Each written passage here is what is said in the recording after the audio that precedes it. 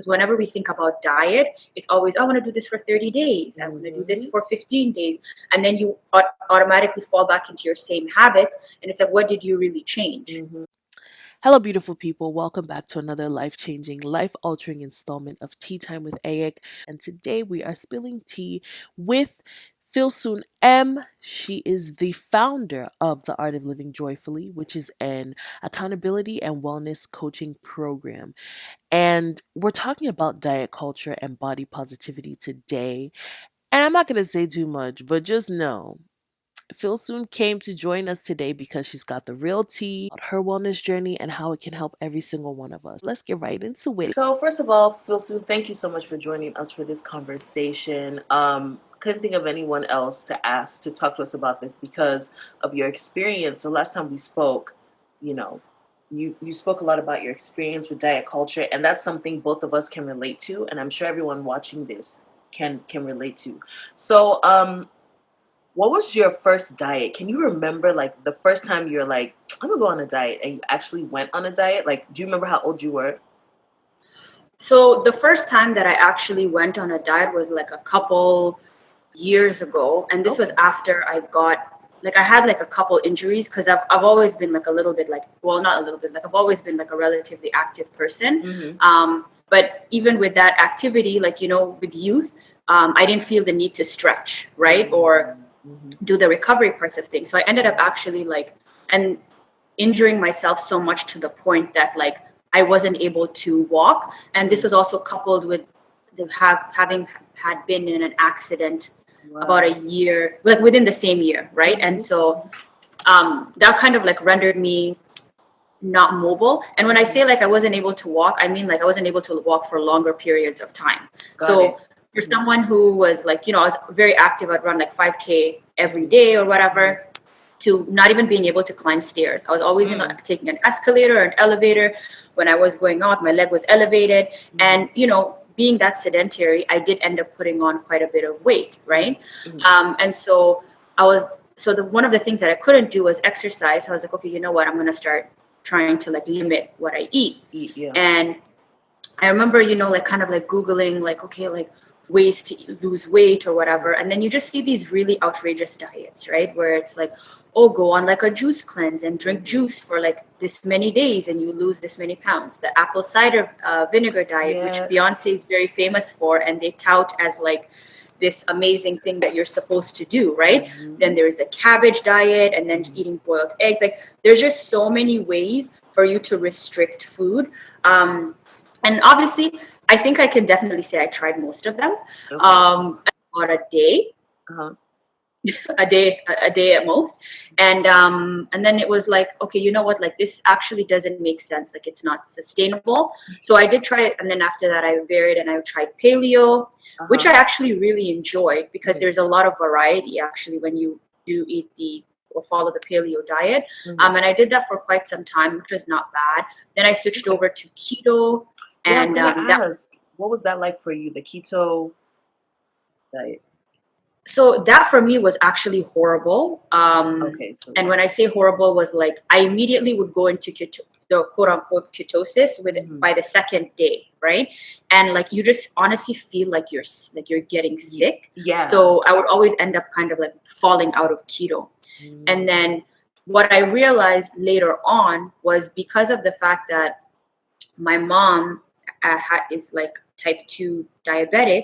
Keto is actually not good for people that have diabetes, right? Really? Yeah, it's actually not good for people that have Oh. diabetes because first it's like I don't like she tried to explain it to me, but basically it's like it really messes up with like your hormone levels, and then it's like you're kind of like confused in terms of like what you're supposed to be, how much you're supposed to be consuming. And when you have a history of diabetes in your family, you may not necessarily have it, but like you want to be able to like maintain your blood sugar levels, Mhm. right? And if it works for you, hey, good for you. But Mhm. for me, it was not something that worked for me. And I was like, I couldn't. I personally wouldn't recommend it to anyone because whenever we think about diet, it's always, I want to do this for 30 days. I want to do this Mhm. for 15 days. And then you automatically fall back into your same habits. And it's like, what did you really change? Mhm. Right. Mhm. And to kind of add to that, it's like when you're thinking about diet, it's always about surrounded around weight loss, Yes, yes, right? yes. And but the thing is, there's much more to life than losing weight, right? And there's much more to health than losing weight. Like, it's about being able to get good sleep at night, right? Being able to like be active and do things that you want to be able to do, and also just the overall longevity, right? Like, I want to be able to be here for a long time. That's the reality of life, right? And I don't want to be a burden on my family as I get older. And like, I mean, I have a lot of opinions, I guess, on that, but we can talk about it later. But No, I let's feel talk like about it. I when mean, you're the ones that thinking, you're comfortable with sharing, I'd love to hear your take on it. so for me, when it comes to, so one of the things that like I've noticed, especially like online, with like TikTok now and Instagram, there's this whole idea of like, okay, on the one hand, it's like, people pushing this like healthy lifestyle. And then on the other hand, you have like a lot of people talking about like body positivity and etc. And I'm like, okay, all of these things are great. But at the end of the day, what's the main thing that you keep saying is that whatever body that you are in as a woman, it's not good enough. You have to fit into one of these categories, right? Like, you have to either be somebody that is super fit and, takes her health seriously, or you're on the other end where it's like you basically, it's like you self-resign yourself to this body and you're like, I Yes, love myself, understand. that's that, right? And the conversation is not pushed further or pushed beyond that, because number one, your weight doesn't define you, or doesn't define your beauty, right? It doesn't define your worth. Somebody that's 90 pounds is not worth less than somebody who's 350 pounds, right? Like that's nothing. It's inconsequential at the end of the day, right? Because beauty is, or your beauty or your self-worth is what you feel about yourself on the inside. Like, are you a giving person? Are you kind to your family members? Are you kind to yourself, right? Like, beauty's in the eye of the beholder at the end of the day, but, and also it comes down to like, you should feel good in whatever body that you're in, but then even that is fluctuating, right? Because I don't feel good about myself every day. Like, some days, honestly, I'll be like walking around and I'm like, oh my God, I feel like I'm Halle Berry, like, right? I'm lit. Then I and I'm just like, God damn, this is what I look like today, And I was like, oh, but the thing is, in my heart, and I'm feeling myself, right? But then, like, your hair is whatever, and all of that stuff. But then, so it's kind of like, it's a feeling, right? And then, when your period comes, you're bloated, you don't feel as good because your body on the inside doesn't, you just want to kind of like cuddle up like in a ball. But then there's other days, and you're like, oh my, you feel vital. So even with that too, it's like, push the conversation a bit further. It's like, you have to be able to accept yourself for whatever state that you're in, because as women, we go through so many phases. Like, you're also, one day you could potentially get pregnant, right? Are you then going to hate your body because now you're pregnant and you are not your quote unquote ideal size? And then after you give birth, your body may not look the way that it did in the past. So are you now supposed to hate yourself because of that? Because it's not what you look like, at a certain time. So I feel like the conversation, even around body positivity and like loving yourself, you should love yourself regardless, right? And loving yourself also means, it's like, beyond just what you look like. It's like, do you want to be able to live longer? Do you want to be able to be active? Because when you think about it, like, you want to be able to be like 50 or 60 years old and be able to do things for yourself and not like have to resign yourself to a couch, right? And not being able to like be immobile, right? The reality of the situation is like, you want to be able to have like a good life. Like, that's why there's no ideal weight number. It's about your quality of life. What do you define as I have a good quality of life, and are you happy at that, right? And I think that you should strive to be at your happy weight, right? Not an ideal number. It's like, where are you happiest, right? That you're like, these are the things that I want to be able to do with myself. Can I be able to do those things? And how can I work towards that? I mean, that pushes to the conversation or the discussion about wellness, which is what you do. You're a wellness coach. And I think that like wellness has not really been the focus, just like you said. It's been more about like, how do I look? How are my hips looking? How this Mhm. looking? How's that looking? But what's the quality of my life? So when did you Yeah. experience that shift? Because this is not only a passion for you, this is what you do. This is your work. This is how you help Yeah. people. When did the shift from like, I'm trying to get to this number, shift from that to like, no, I just want to be well. And then what does wellness even, what's the definition of it? You know? And so for me, that was actually like, because before when I used to like work out and all of that, whatever, like I remember when I first started, and this was like in high school, right? Mhm. Like when I first started to like work out, a lot of it was like about wanting to spend time with my friends, but also wanting to be like, fit and all of that other type of stuff, right? And like kind of be in my personal quote unquote like ideal body. Mhm. But when that changed for me was when I was not able to do the things that I enjoyed doing, right? Hmm. Where it was like, now before I'm like, I'm able to walk up a flight of stairs, but Mhm. now I can't, Hmm. right? Or if I'm going out to like dinner, I always had to request a second chair to keep one leg elevated, just because Hmm. like being able to sit down with like like the motion of when you're sitting down and like Mhm. your leg, I couldn't do that like as on my left leg, Mhm. so I always had to like sit with one leg like elevated, Mhm. um with another chair. And then I was like, this actually, like, this is not, I can't do this for like the rest of my life, Mhm. right? And thankfully I had a good team of like physiotherapists, as well as like a good like doctor who kind of like kept it real with me, because I went to him and Mhm. I was like, hey, like I think I want to have surgery for my knee, Mhm. right? And then he looked at me and he was like, no, you're actually not going to have surgery. He's like, why don't you go and try exercising and Mhm. get your body moving, and seeing how that can actually help. And he's like, if you come back after 6 months and you're still not able to do that, like you're still feeling that nagging pain or that nagging feeling like in your knee and things like that, then we can consider surgery at that point. Mhm. So I was just like, how dare you, at first, right? I'm like, what do you Like, mean hold go up. exercise? I'm like over here asking for surgery and you're telling me what? But Mhm. then like, you know what, let's just see, Mhm. right? So it started with like walking, going on the treadmill, and then taking my physiotherapy much more seriously. Mhm. Like actually doing the stretches and Mhm. actually going to those things, which Yeah. a lot of the times it's like you don't want to, like, I don't know, like, as people of color, we always feel like you could fall down a flight of stairs and it's like you get up and you're We'll like, be all right, fine. I'm good, right? Yeah, we're fine.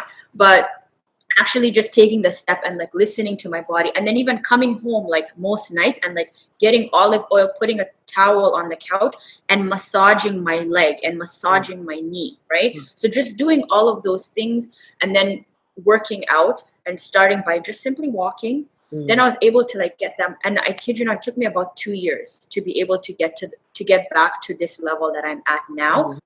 Yeah, so that's, I guess, like, I guess you could say like my journey, I guess, in that regard.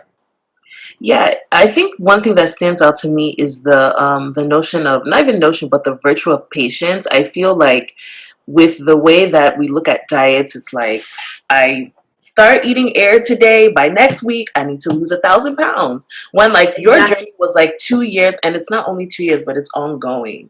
And I think Hmm. that's the huge difference between a diet and then like deciding I want to be healthy, or like a wellness journey. And keeping in mind that diets by definition is just what you eat, like what Exactly.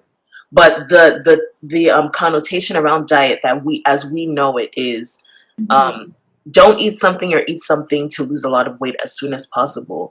So there's a lot to be Exactly. said about patience. And I think also, I don't know, I would be interested in hearing your take on this. I think also having that patience with your body kind of comes when like self-love comes, Yeah. because um when you're like, I think I'm going to give myself 5 years to do this if I know that I'm going to be 100% healthy at the end of it, Yes. versus I'm trying to lose 100 pounds so everybody will stop calling me fat. Do you know what I mean? So that's an interesting take, and it also honestly speaks to me personally, because I'm looking for a cookie cutter deal, and you're like, no, girl, it took me a It minute. doesn't exist Yeah, yeah. unless you're going under the table, and even then, you're still going to be on a table, or like, Mm-hmm. not able to do whatever you need to do. Mm-hmm. And at the end of the day, of course, everybody, like, it really just depends on you as a person and where you are like in your life, right? Yes. And what is it that, number one, you have access to, and what you're willing to do. For some people are willing to go under the table, right, to be able to achieve whatever goals that they want. And all the power to you. It's your body. You have every right to do as you choose. But for me, I think what's important, and I feel like, so it's just that, like, number one, yes, it doesn't happen overnight. And I think the reason why people think that it happens overnight is because, number one, a lot of people are not candid and they're not truthful about their journeys, right? Like, they disappear for months, for example, and then all of a sudden they show up with a new body, and they want to tell you, oh, I just ate salad every day. And they don't disclose, like, like the hard choices, like the days when they're going out with their friends, and it's like you're making the choice to eat a healthier meal or whatever, versus indulging in the pizza, or like the late night snacking, and the days when you don't want to work out, right? And they don't tell you, and they also just don't tell you, like, the root why they want to lose weight, right?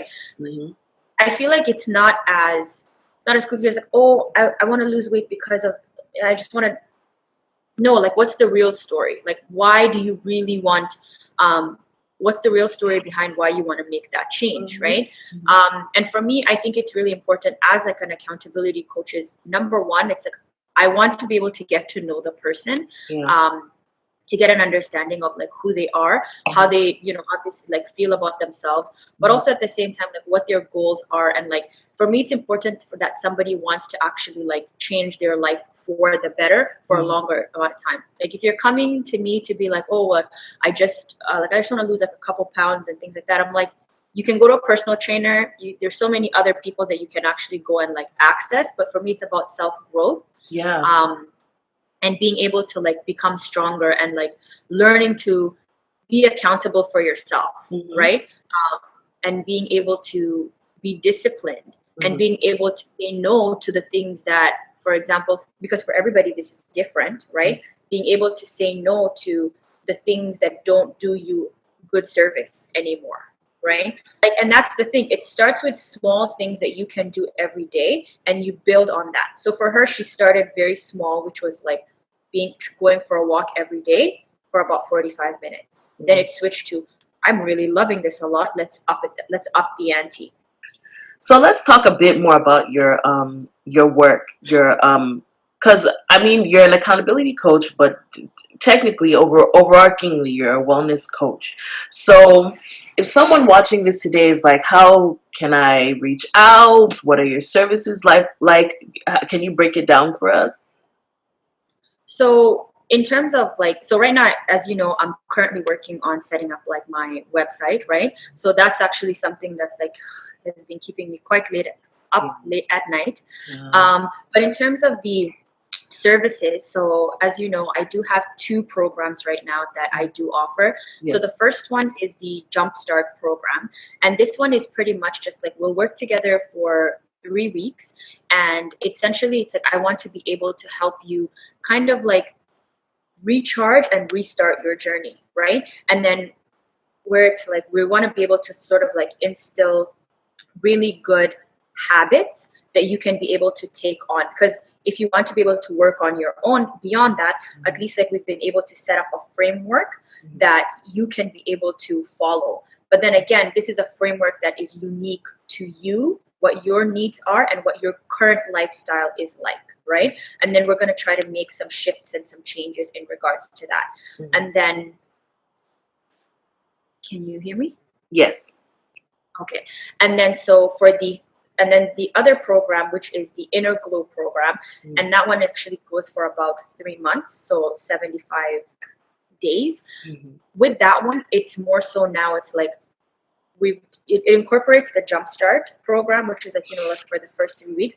But now it's like, for somebody who's actually looking to completely immerse themselves with this, and they want to be able to have an accountability coach that's with them for a longer period of time, because some people don't necessarily need somebody with them for a while. The 3 weeks might just be enough. But for this one, it's like, you have that personalized coaching, like, we would be speaking, and this would be the same thing obviously with the Jumpstart, but you would be getting a grocery list, for example, of all the foods that I like. So everything is in terms of like the things that I personally like to eat, Yeah. but the things that I think that you would also enjoy. And then you also kind of like, I could obviously recommend like recipes and things like that, but at the end of the day, I want you to be able to use that grocery list to come up with things that you enjoy and make things that you would like, right? Because at the end of the day, it's you, this is for you, this is your life, right? These are the things that are going to, like, I like to have yogurt, for example, with almond butter. You may not like to do that, but you may want to switch it up. But at the end of the day, as long as you're having these things, and it's unique to you, you can make your own spice, like, you know, mix your own spices, make it something that you personally enjoy. And then also it's like we would do weekly check-ins, because I think it's important, right, especially in this type of a journey, to be able to discuss, you know, the highs and the lows, right? Like celebrate your wins, right? And then see how we can work through your losses, if you want to call it that, and your struggles, right? And then also helping you reshape what you perceive as a loss and a struggle, right?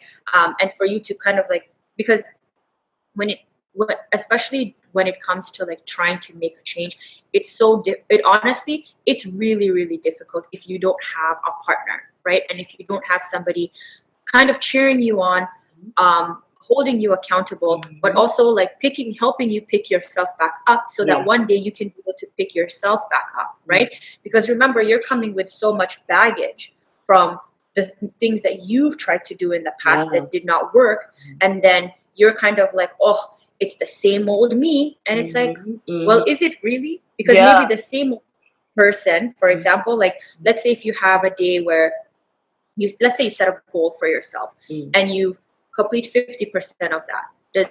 Does that mean that like you're still that same old person? At least you did 50%, right? Now let's move towards getting it to 75%. And maybe if this is something that's really difficult, or something that is going to take time, then understanding that this is going to take some time for me to incorporate into my life. So I'm going to have to be patient with myself and not beat ourselves up, because that's what diet culture and that's what society is constantly trying to shove into your head. It's like, you know, it's like the process is black and white. It's like either you're a winner or you're a loser. What am I losing? I tried. Right? At least I got to the starting line, right? If you got to the starting line, that's half the battle. True. You know? True. And that's the thing. Like, so for me, I'm a runner, right? And honestly, I don't feel good about my run until about 30 minutes into it. Of me doing, you know what I mean? Because it's like, it's because you know, your body's like, you don't want to do this, like, whatever, and you don't want to. Like, let's be real, the couch is the devil. So, and once you go on it, it's a wrap. Yeah, like that's why even with like my work days, I don't sit on the couch, because if I sit on the couch, like, I promise you, I can be there from sun up to sundown. And I'll feel no ways about it, right? So like, that's why I have to sit in a chair, you know what I mean, just to be able to get stuff done and be productive. And that's the thing, right? Like, helping you to set yourself up for success. So if you, for example, want to work out in the morning, making sure you go to bed at night, making sure you put out your clothes, right? Making sure that if you want to eat well for the week, did you go grocery shopping? Right?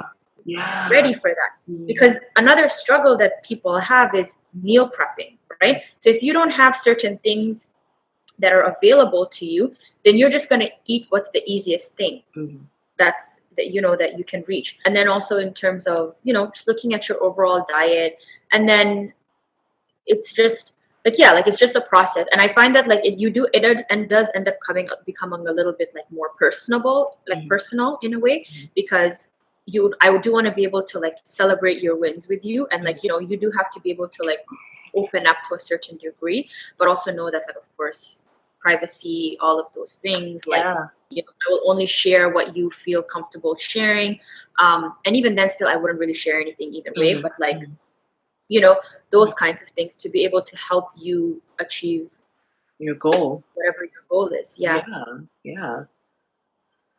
Well, Filsun, as always, it's always like, every time I watch you or listen to you, I'm always like, wow, there's no way I'm not going to take like at least 10 things away from our conversations or from watching your videos. So I thank you so much for, sharing your experiences and sharing information and not watering it down. That's what I really really love so much about you. You're like, this is the tea, and I'm gonna spill it like that.